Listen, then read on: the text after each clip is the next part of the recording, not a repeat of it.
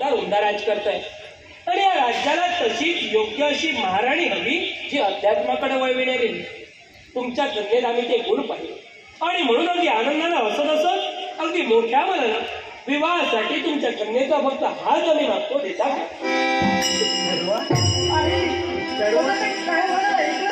राजा काय विचारले ठाऊ का चढवा तो हात मागतो तुला चढवाचा हाताला कसा तुझा कप्पा हात मध्ये लग्नाचं बोलता येते मला सांगा राजघराण्यात त्यांचा जन्म गवळी घरात आपला जन्म आणि गरीब त्यांचे आमचे संबंध कसे काय जुळतील तुम्ही एकदा सांगून बघा ना त्यांना एकदा सांगा काय असा तुमच्या पुढे मी बोला नाही प्रत्येक बापाशी वाटतं आपल्या चेडू सावकारात द्यावचा पण गंमत काय असा तुम्ही येते मोठे राजा आमचा उंच तसा ह्या गरीबाचा घर गवळ्याचा घराणा तुमचे आमचे संबंध आमची गरीबाची किती फटका करताय. आम्ही धर्मनिरपेक्ष राजकर्ते आहोत. हा जात पाच गरिबी श्रीमंती आम्ही केव्हा पाहत नाही. याचा विचार तुम्ही करू नका.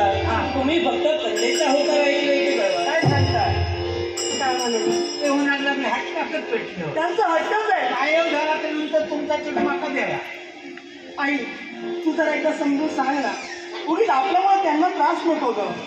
एकदा समजून सांग ती सांगेल. समजावून काय सांगतो या पोराचा लगीन झाला का उद्या सकाळी सगळी घरातली कामं मागा बरोबर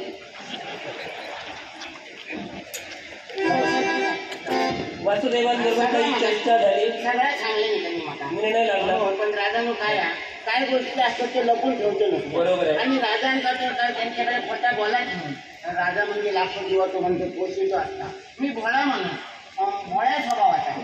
मी तुमच्या माहिती त्यांच्या नादीत तुम्ही लागा नको. या पोराचा 2 वर्ष आमचा लगीन करू गावाचा नाही विरमन असो कोणी सांगितलं ज्योतिषाने सांगितलं. वासुदेव काही बोलले नाही.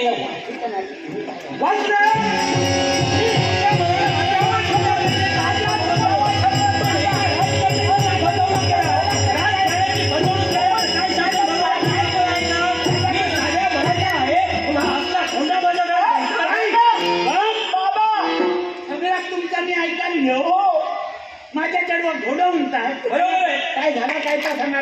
तुम्ही तुमच्या कन्येचं 2 वर्ष लग्न करू शकत नाही. 2 वर्ष का म्हणजे तुझ्या राशीत मंगळ आहे. मंगळ आला कधी होय मंगळ येतो. कोणी सांगितलं. तुझ्या आईनं सांगितलं उपकार त्या माऊलीचे. काय सांगलं आईनं सांगितलं. तो 2 वर्ष लग्न करू शकत नाही. हिच्या राशीत मंगळ आहे असं सांगले. त्याचा कारण होते ना तसा किती चांगल्या चढवाचं आता लगीन केलंय तुमच्या अंगडा. माझ्या चढवाचा संसार सोन्याचा जातलो त्याचे डोळे फुटत. आणि दुसरी गोष्ट चेडू घरातून बाहेर आला काय घरातली सगळी कामं त्या गुडघ्यात करू होईल. बसान खाऊ पाव का ह्याचा मुदल नाही त्याचा शनी लागलो त्याचे शनी आता खापतलंय.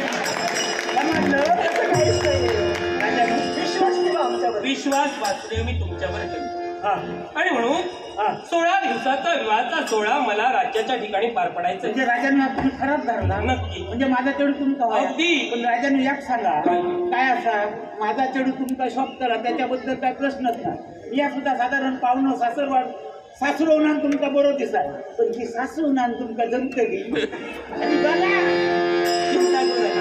तुमची पूर्ण दोघांची जबाबदारी आता माझी आहे. होय मग साऱ्या वरणासहित माझ्या राज्याच्या हाती हात देताना मी मोकळं जातो या ठिकाणी 16 दिवस तुमच्या हात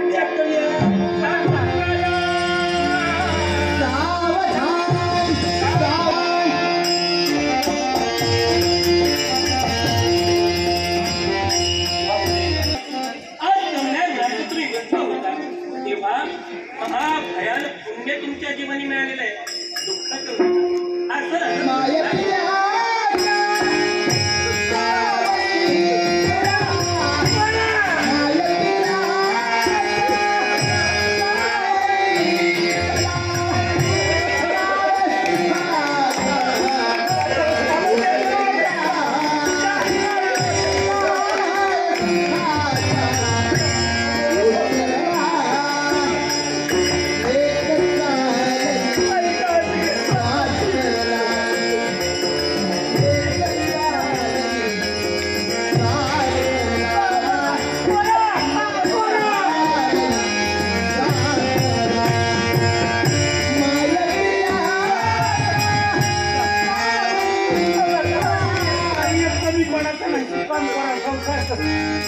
महाराजांचं कधी वाईट बोला नको दाखवायची इच्छा परत बाबा तुमचं मला कलंक लागलं केव्हा मागणार नाही पण माझं एक माझी लहानशी इच्छा आहे बाबा होईल ना सांग पोरा बोल द्या बोलते पोरा बोल एकच इच्छा आहे माझी बाबा बाळपणापासून त्या गौरी मातेचं भजन पूजन मी केलंय हो बाळपणापासून त्या गौरी मातेचा उपवास मी ठरलाय मग जात असते मी मला जर द्यायचं असेल ना तर बाबा मला माझ्या गौरी मातेची मूर्ती हवी आहे माझ्या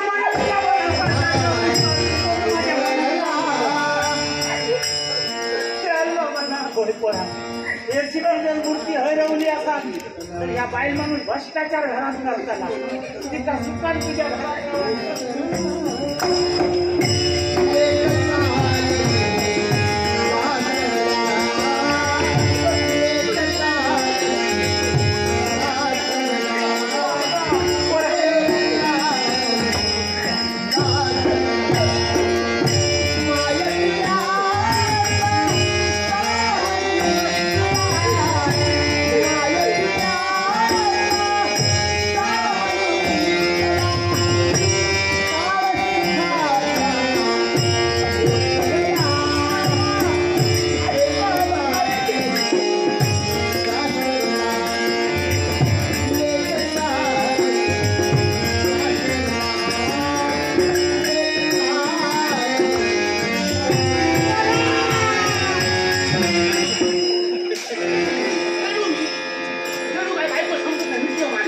माझे डोळे भराने गो पण बघू नाही बघायला